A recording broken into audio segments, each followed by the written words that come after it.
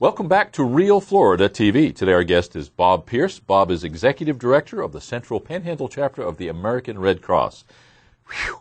Lots to embroider on a shirt. He's just got American Red Cross, which certainly does the job. We're going to be talking to Bob about hurricane preparedness. We're going to be talking about some of the issues that face us these days.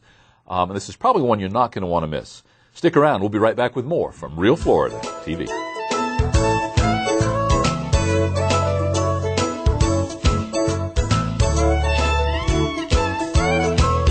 Welcome back. As mentioned, our guest today is Bob Pearce, Executive Director of the Central Panhandle Chapter of the American Red Cross. First of all, thanks for being with us on the show today. I'm just glad to be here, Paul. It's always good to get up here to Chipley and always good to see you. And got a lot of things to talk about today with hurricane season upon us.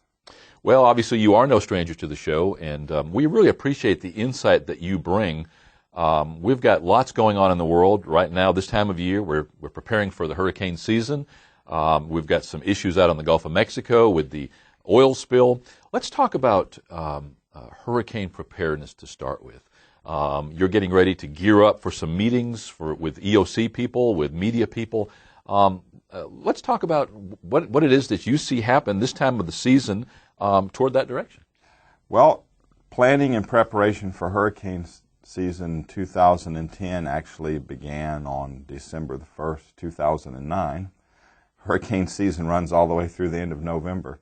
And it is a year-round process for the Red Cross to be ready to do the things that we have to do, should we be impacted by a tropical storm or hurricane. And so we're really hot and heavy into it now. A lot of things we've been working on throughout this year.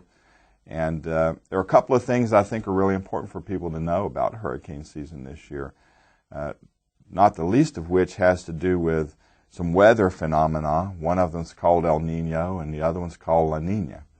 Now, I'm not a weather expert by any stretch of the imagination, so I'm not going to try to give you some long technical explanation of this. I'm going to give you the layman's explanation of it, which is really pretty simple.